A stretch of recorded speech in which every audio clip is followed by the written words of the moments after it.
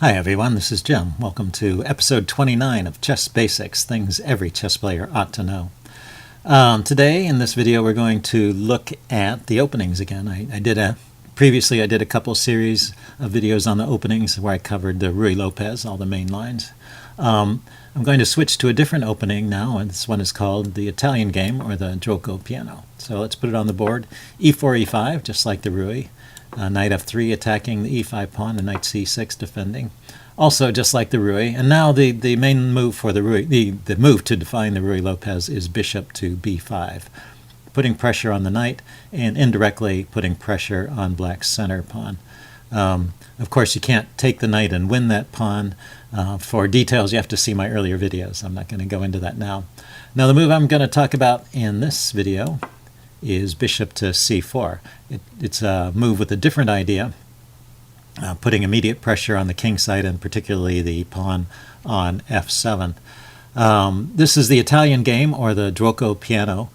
This is one of the oldest openings in chess. It was written about in some of the manuscripts that we have from the 16th century, and it was always a popular opening too, and maybe the most popular through the 19th century, and then in the early part of the 20th century, I believe it got passed by the Ruy Lopez, which took over as the main E4, E5 opening. So, but until that time, it was the top opening in that category. So it's still a good opening today. It wasn't exactly refuted. It's just that players moved on to try different things, and today it's considered a solid opening, but not the most challenging. So the Ruy Lopez is really considered a stronger opening for white, but it still gives white some advantage. This opening does, the Italian game. And it's worth knowing. You face it sometimes as black, and it's an alternative as white if you want a different kind of game.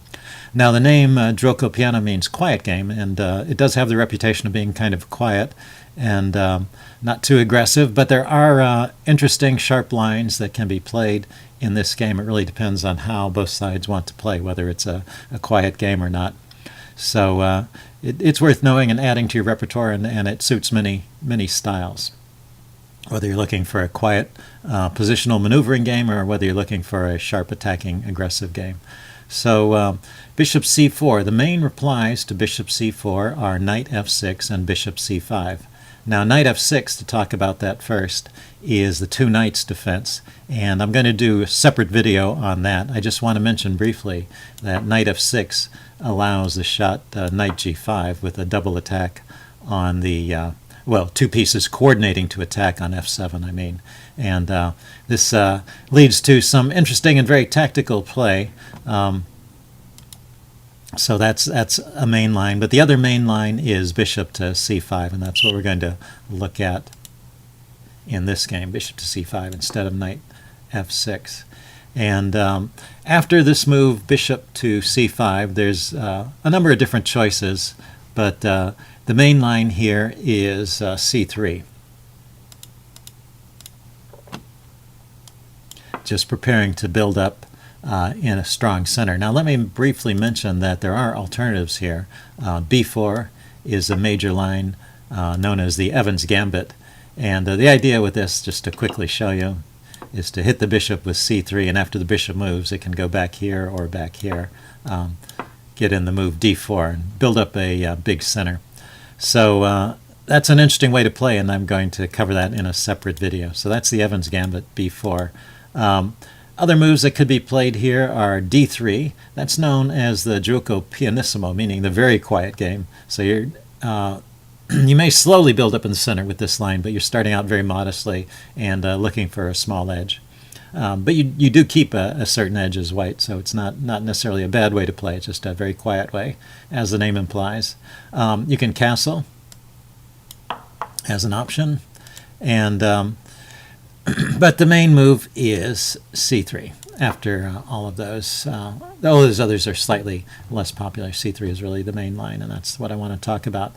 So after c3, you'll notice these two pawns here blocking the knight, and this pawn on e4 is undefended. So the natural move for black, and almost the only move played here is knight to f6, attacking the pawn while these two pawns are in the way and you can't defend it. So the mainline move here is d3. So I will talk about that in a bit, but I want to first cover the tactical line for people who are interested in exciting and tactical play. The way to play that as white is to play the move d4. And this is also a solid move. It's sometimes considered dubious because one of the lines here is a pawn sack. So, for example, if... let me go back. I just wanted to say this is called the Moeller attack, this move here, d4. And after takes, you can turn it into a pawn sack by taking back, and black plays check, and then you go knight here. And now this pawn is loose on e4, and black can just take it, and should. That's the best move here for black. But even though white is a pawn down in this position, actually if you put this on a chess engine, you'll see it's about equal for white, which means that white has a good compensation for that pawn. The move for white here is just castles. And now it may look like black can win a second pawn here, but it's not so simple. So let me show you quickly. Bishop takes, pawn takes, knight takes. You have the move queen e1 check, picking up the knight because the double attack on the king and the knight. So you can't grab that extra pawn. You could try it in the other order. You could play knight takes, pawn takes, bishop takes, and there's a very strong move for white here. There's actually two moves here. You could just play bishop takes f7 check right away. Let's show that line. Bishop takes f7 check, king takes, and bishop to g5. And the queen has very few squares to go to. Say it comes out to f8. The engine thinks that's the best move. Then queen b3 check, and you get your piece back. And you have a exposed king, and so this is really excellent for white. So other way to play here after bishop takes is, instead of sacking the bishop immediately, you can play queen to b3, also good. And this is funny, if the bishop grabs the pawn here, you have bishop takes f7 check, king f8, pretty much the only move.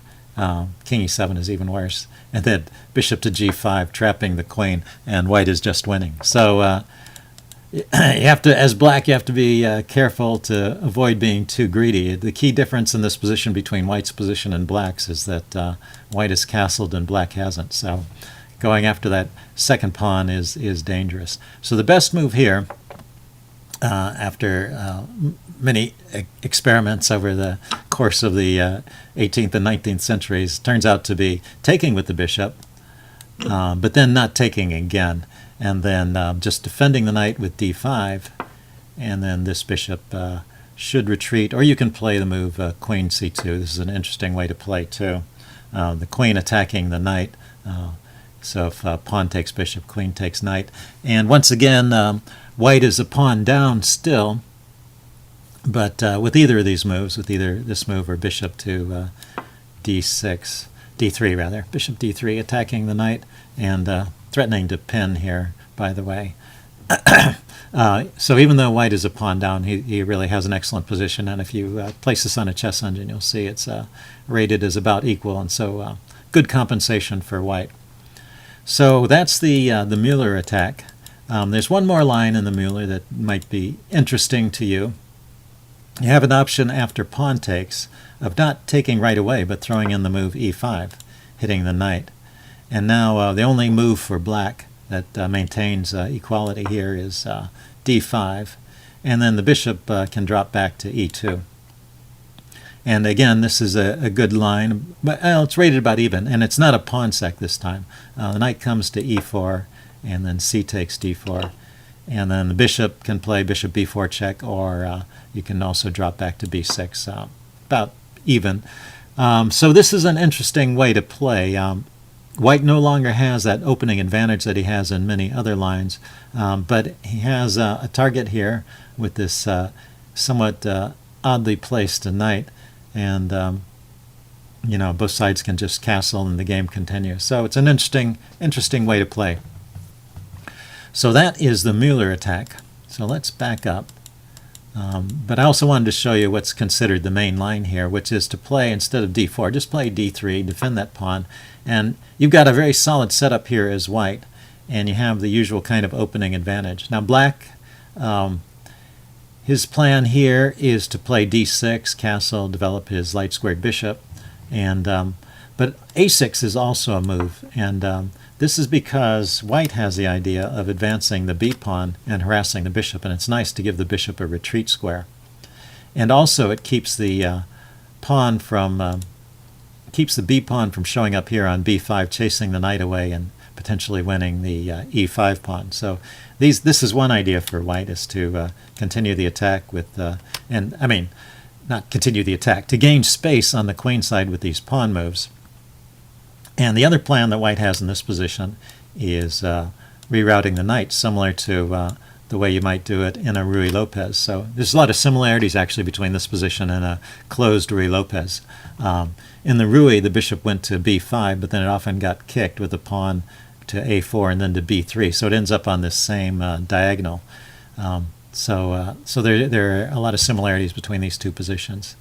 In response to this maneuver by white, black just continues defending his center. There's moves like a6 and d6, and castling and developing his bishop. And he's got a solid position, and nothing really that he needs to be too afraid of. So this is really the main line of the closed version of the Italian game. There's a couple different ways to transpose into this position, but the way I showed you is the main way to get here. And it's an interesting game for both sides. So to sum it all up, the Italian game is an interesting way to play as an alternative to the Ruy Lopez. You can play quietly with d6, or you can play, d3, or you can play actively with d4, going into the Moeller attack. And just to put it on the board again, in this position, also I should mention, there are other options. You still don't have to sack this pawn at this point. You can play bishop d2, and if he takes, you take back with the knight. That's the most common response, and then you've defended the pawn. And if he tries grabbing, after bishop d2, if he tries grabbing the pawn here, you can take the bishop, and this is okay. You can even try attacking like this. So you've lost a pawn, but you've got compensation once again in the attack. So yet another way to play the Moeller attack. So there's lots of different lines. My intention is not to give an exhaustive description of all of them, but give an introduction to them, and to encourage you to try and play out this opening a bit, see if you like it. In future videos, let's back up. In future videos, let's get to the main position before here. I'm going to look at in this position, I'm going to look at the Evans Gambit, and then in this position, I'm going to look at the two knights defense. There are a couple other moves that black has in this position, such as d6 and bishop e7, and they lead to pretty positions that are pretty advantageous for white. For one thing, if black doesn't put any pressure on the e-pawn, white can just play d4 immediately and castle, so he gets a bigger center, more control in the center, and more space for his pieces. So slight edge for white in those lines, and nothing to be afraid of. Okay, that's it for this video. Hope you guys enjoyed that. Leave any comments you have in the section below, and stay tuned for future videos in this series where I'll talk about some of those other lines in the Italian game. Bye.